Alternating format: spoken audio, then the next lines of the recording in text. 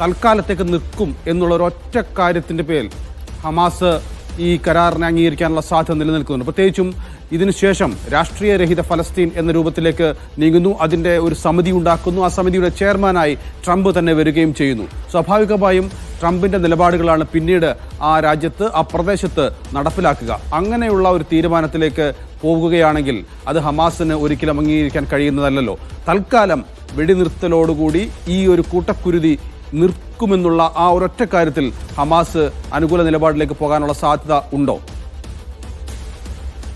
നൗഫല്, വളരെ വളരെ ധർമ്മസങ്കടം ഉള്ള ഒരു ചോദ്യം കൂടിയാണിത് ഹമാസിനെ സംബന്ധിച്ചിടത്തോളം. കാരണം അത് പിറവി കൊണ്ടതും ഒരു സ്വതന്ത്ര ഫലസ്തീൻ രാഷ്ട്രം അല്ലെങ്കിൽ ഫലസ്തീനികളുടേതായിട്ടുള്ള സ്വയം നിർണയാവകാശം, അതിന് ചെറുത്തുനിൽപ്പിലൂടെ അതിശക്തമായിട്ട് മുന്നോട്ട് പോവുക, ഇത്രയേറെ മനുഷ്യരെ ബലി കൊടുത്തുകൊണ്ട് ഒടുവിൽ എന്ത് നേടി എന്ന ചോദ്യത്തിന് പൂർണ്ണമായിട്ടും വിധേയപ്പെട്ട് പൂർണ്ണമായിട്ടും അടിയറവ് പറഞ്ഞുകൊണ്ട് ഒരു കരാറിൽ പിന്നെ ഒപ്പുവെക്കേണ്ടതുണ്ടോ? ഒരു പക്ഷേ പൊതുസമൂഹം, ഇപ്പം അറബ് മുസ്ലിം രാജ്യങ്ങളും യൂറോപ്യൻ രാജ്യങ്ങളും ഒക്കെ ഈ കരാറിനെ സ്വാഗതം ചെയ്യുമ്പോൾ ഈ യുദ്ധം അവസാനിപ്പിക്കാനുള്ള ഒരൊറ്റ ഉപായം മാത്രമാണത്.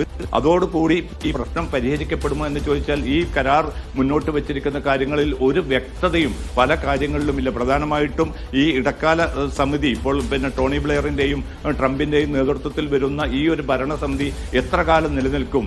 ഫലസ്തീനികൾക്ക് അതിൽ എത്ര പങ്കാളിത്തം ഉണ്ടാവും? ഫലസ്തീനികളുടേതായിട്ടുള്ള ഒരു സ്വയം നിർണയാവകാശത്തിനുള്ള വല്ല സാധ്യതയും അതിലുണ്ടോ എന്നതുൾപ്പെടെയുള്ള ചോദ്യങ്ങൾക്ക് ഒരു വ്യക്തതയും ഈ കാര്യങ്ങളിൽ പറയുന്നില്ല. അതുമാത്രമല്ല, ഈ സൈനിക പിന്മാറ്റം പോലും എപ്പോൾ നടക്കുമെന്നത് ഇസ്രായേൽ തീരുമാനിക്കും. അനുകൂലമായിട്ടുള്ള പല ഘടകങ്ങളെയും മുൻനിർത്തിക്കൊണ്ട് മാത്രമായിരിക്കും ആ തീരുമാനം ഉണ്ടാവുക.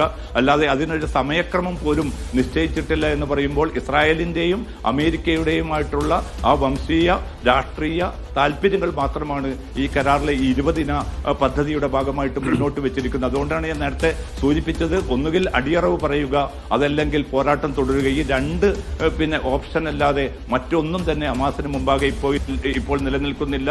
അവരെ പിന്തുണയ്ക്കുന്ന അറബ് മുസ്ലിം രാജ്യങ്ങൾ പോലും ഈ കരാറിനെ ഏറെക്കുറെ സ്വാഗതം ചെയ്തതായിട്ട് ട്രംപ് അവകാശപ്പെടുന്ന ഒരു ഘട്ടത്തിൽ മറ്റൊരു മാർഗം ഇപ്പോൾ ഹമാസിന്റെ മുമ്പിൽ ഇല്ലാതെ മാറിയിരിക്കുകയാണ്. അപ്പോൾ ഇത്രയും പിന്നെ കുരുതികൾ നടന്ന, ഇത്രയും രക്തസാക്ഷിത്വങ്ങൾ നൽകിയത് എന്തിനായിരുന്നു എന്നൊരു ചോദ്യം എന്തായാലും ഫലസ്തീൻ സമൂഹത്തിനുള്ളിൽ ഉയരും. അതുകൊണ്ട് ഈ വെടിനിർത്തൽ പദ്ധതിയുടെ പിന്നിലെ ആത്മാർത്ഥത കൂടി നമ്മൾ ചോദ്യം ചെയ്യപ്പെടുന്ന ഒരവസ്ഥയിലേക്ക് കാര്യങ്ങൾ പോകുന്നുണ്ടെന്ന് തോന്നുന്നു. കാരണം കഴിഞ്ഞ ദിവസം UN പൊതുസഭയിൽ ഇസ്രായേൽ ഒറ്റപ്പെടുന്ന കാഴ്ച കണ്ടു. നെതന്യാഹു പ്രസംഗിക്കുമ്പോൾ മറ്റു രാജ്യക്കാർ ഇറങ്ങിപ്പോകുന്നത് നമ്മൾ കണ്ടു. അതായത് ഇസ്രായേൽ പൂർണ്ണമായും ഒറ്റപ്പെടുന്ന അവസ്ഥയിലേക്ക് നീങ്ങിക്കൊണ്ടിരിക്കുന്നു എന്നുള്ള സന്ദർഭത്തിലാണ് പെട്ടെന്ന് ഇത്തരത്തിലൊരു 21 നിർദ്ദേശവും അങ്ങനെ ഒരു വെടിനിർത്തൽ എന്ന് പറയുന്ന ഒരു പ്രതീതി ഉണ്ടാക്കുകയും ചെയ്യുന്നത്. അതായത് ഹമാസിന് ഒരിക്കലും അംഗീകരിക്കാൻ കഴിയാത്ത വ്യവസ്ഥകൾ മുന്നോട്ട് വെച്ചുകൊണ്ട് ഒരു വെടിനിർത്തൽ എന്നുള്ള പദ്ധതി മുന്നോട്ട് വെക്കുമ്പോൾ അത് ഈ പറയുന്ന രാജ്യങ്ങളിലോടൊക്കെ പറഞ്ഞു നിൽക്കാനുള്ള ഒരു കാരണമായി മാറ്റാൻ വേണ്ടിയുള്ള ഒരു ശ്രമമാണോ ഇപ്പോൾ ട്രംപും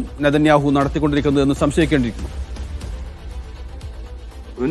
നൗഫൽ, തീർച്ചയായിട്ടും ആ അർത്ഥത്തിൽ തന്നെയാണ്. കാരണം ഇനി അങ്ങോട്ട് പറയാൻ സാധിക്കും, ഇത്രയും കൊടിയ ക്രൂരതകൾ അവസാനിപ്പിക്കാൻ ഇസ്രായേൽ നേതൃത്വം എല്ലാ തീരുമാനവും കൈക്കൊണ്ടു. പക്ഷെ അതിനോട് സഹകരിക്കാൻ ഹമാസ് പിന്നെ പല വാദങ്ങളും ഉന്നയിക്കുകയായിരുന്നു എന്ന് പറഞ്ഞുകൊണ്ട് ട്രംപിന് കുറെ കൂടി അനുകൂലമായിട്ട് തന്റെ നിലപാടുമായിട്ട് മുന്നോട്ട് പോകാൻ സാധിക്കും. നേരത്തെ നൗഫൽ സൂചിപ്പിച്ചതുപോലെ 142 രാജ്യങ്ങളാണ് ഇപ്പോൾ സ്വതന്ത്ര ഫലസ്തീൻ രാഷ്ട്രത്തിന് പിന്തുണ നൽകിയിരിക്കുന്നത്. അതായത് ഗസയും പിന്നെ അധിനിവേശ വെസ്റ്റ് ബാങ്കിലെ പ്രദേശങ്ങൾ, കിഴക്കൻ ജെറൂസലം തലസ്ഥാനമായിട്ടുള്ള ഒരു സ്വതന്ത്ര പലസ്തീൻ രാഷ്ട്രം വരണമെന്നതാണ് അറബ് മുസ്ലിം രാജ്യങ്ങളുടെ പൊതുവായിട്ടുള്ള ആവശ്യം. പക്ഷെ ഈ വ്യവസ്ഥയിൽ, ഈ കരാറിൽ ആകെ കൂടി പറയുന്നത് ഗസ എന്നൊരൊറ്റ പ്രദേശത്തെ കുറിച്ച് മാത്രമാണ്. അധിനിവേശ വെസ്റ്റ് ബാങ്കിനെ കുറിച്ചോ കിഴക്കൻ ജെറൂസലമിനെ കുറിച്ചോ ഖുദ്സിന്റെ സുരക്ഷയെക്കുറിച്ചോ ഒന്നും ഒരു കാര്യങ്ങളും ഇതിൽ വ്യക്തമാക്കാത്ത ഒരു സാഹചര്യത്തിൽ ഒരു കേവലം കോളനിയായിട്ട് ഗസയെ മുന്നോട്ട് കൊണ്ടുപോവുക, അവിടെ അമേരിക്കയുടെയും ഇസ്രായേലിന്റെയും വൻശക്തി രാജ്യങ്ങളുടെയും മാത്രം താല്പര്യങ്ങൾ നടപ്പാക്കുക, അവരുടെ മാത്രം രാഷ്ട്രീയ തീരുമാനങ്ങൾ മുന്നോട്ട് കൊണ്ടുപോവുക, അറബ് അതോടൊപ്പം തന്നെ മറ്റ് രാജ്യങ്ങളുടേതായിട്ടുള്ള ഒരു സുരക്ഷാ സേനയെ വിന്യസിക്കുക. അതിനപ്പുറത്തേക്ക് ഹമാസ് ഇത് അംഗീകരിച്ചില്ലെങ്കിൽ എന്താണ് ട്രംപിന്റെ ഭീഷണി, നെതന്യാഹുവിന്റെ ഭീഷണി എന്താണ്? അഥവാ ഇപ്പോൾ നാസർ പറഞ്ഞതുപോലെ തന്നെ ഒരു തരത്തിൽ അങ്ങോട്ടും ഇങ്ങോട്ടും ഒരു തീരുമാനം എടുക്കാൻ പറ്റാത്ത സ്ഥിതിയിലേക്ക് ഹമാസ് എത്തുമ്പോൾ ഇനിയിപ്പോൾ അംഗീകരിക്കാൻ, നമുക്കറിയാം ഹമാസിന്റെ ഒരു പൂർവ്വകാല ചരിത്രം നോക്കുമ്പോൾ ഇത് അംഗീകരിക്കാനുള്ള സാധ്യത വിരളമാണെന്ന് തോന്നുന്നു. ഇനി അങ്ങനെയാണെങ്കിൽ എന്ത് ചെയ്യുമെന്നാണ് ഭീഷണി? ഇതിൽ പിന്നെ ജിൽസി പിന്നെ കൃത്യമായി തന്നെ ഇന്നലെ ട്രംപും നെതന്യാഹുവും അക്കാര്യം വ്യക്തമാക്കിയിട്ടുണ്ട്. കാരണം 72 hours, അതായത് ഇന്ന് മുതൽ 3 ദിവസക്കാലം, ആ 3 ദിവസത്തിനുള്ളിൽ ഈ കരാർ അംഗീകരിക്കുക, എന്നിട്ട് ഈ തങ്ങളുടെ ജീവനോടെയുള്ള 20ഓളം ബന്ദികളെയും മരണപ്പെട്ടവരുടെ ബന്ദികളുടെ മൃതദേഹങ്ങളും കൈമാറുക. ഇത് നടക്കുന്നതോടുകൂടി 1700ഓളം ഫലസ്തീൻ തടവുകാരെ, അതിൽ 250 പേർ ജീവപര്യന്തത്തിന് ശിക്ഷിക്കപ്പെട്ടവരാണ്. അതും പിന്നെ 2023 ഒക്ടോബർ 7 ശേഷം അറസ്റ്റ് ചെയ്യപ്പെട്ടവർ. അവരെ പൂർണ്ണമായിട്ട് 1700 പേരെ വിട്ടയക്കും. തുടർന്നാണ് പിന്നെ ഹമാസിനെ പൂർണ്ണമായിട്ടും നിരായുധീകരിക്കുന്ന ഒരു പ്രക്രിയക്ക് തുടക്കം കുറിക്കുക. അതിന്റെ പൂർണ്ണ മേൽനോട്ടം ടോണി ബ്ലെയറും ട്രംപും ഉൾപ്പെട്ട ഒരു സമിതി നിയന്ത്രിക്കും. അങ്ങനെ ആ ഇടക്കാല ഭരണസമിതിക്ക് കീഴിൽ പുനർനിർമ്മാണം ഉൾപ്പെടെയുള്ള കാര്യങ്ങൾ മുന്നോട്ട് പോകുമെന്ന് പറയുകയാണ്. പക്ഷേ ഈ ഘട്ടത്തിൽ നേരത്തെ ജിൽസി സൂചിപ്പിച്ചതുപോലെ അത്തരം ഒരു പൂർണ്ണമായിട്ടും അടിയറവ് പറയുന്ന ഈ ഒരു കരാറിൽ പിന്നെ അതിനോട് യോജിപ്പ് ഹമാസ് പ്രകടിപ്പിച്ചിട്ടില്ല എങ്കിൽ അതിശക്തമായിട്ടുള്ള ഒരു ആക്രമണം മുന്നോട്ട് കൊണ്ടുപോകും. അങ്ങനെ ഹമാസിനെ താൻ പാഠം പഠിപ്പിക്കുമെന്ന് നെതന്യാഹു പറയുമ്പോൾ അതിന് പൂർണ്ണ പിന്തുണയാണ് ഇന്നലെ ട്രംപ് പ്രഖ്യാപിച്ചിരിക്കുന്നത്. അതായത് ഈ വംശഹത്യ അതിശക്തമായി തന്നെ തുടരാൻ ഇസ്രായേലിന് അനുമതി നൽകിയിരിക്കുകയാണ്. അതിന് 3 ദിവസത്തെ ഒരു സമയപരിധിയാണ് ഇപ്പോൾ ഹമാസിന് നൽകിയിരിക്കുന്നത്. അതിനു മുമ്പ് ഒരു ഒത്തുതീർപ്പിന് തയ്യാറാവുക, ഈ കരാറുമായിട്ട് മുന്നോട്ട് പോവുക, അതല്ല എങ്കിൽ അതിശക്തമായിട്ടുള്ള ആക്രമണത്തിന് ഒരുങ്ങിക്കൊള്ളുക എന്ന്. അതായത് വംശഹത്യ പിന്നെ അവസാനിക്കുന്നതിന്റെ ഒരു ലാഞ്ചന പോലും ഈ 20 ദിന പദ്ധതിയിൽ ഉൾപ്പെടുന്നില്ല. അതുകൊണ്ട് ഹമാസിനെ സംബന്ധിച്ചിടത്തോളം ഏറ്റവും നിർണായകമായിട്ടുള്ള ഒരു തീരുമാനമായിരിക്കും അവർ കൈക്കൊള്ളേണ്ടത്.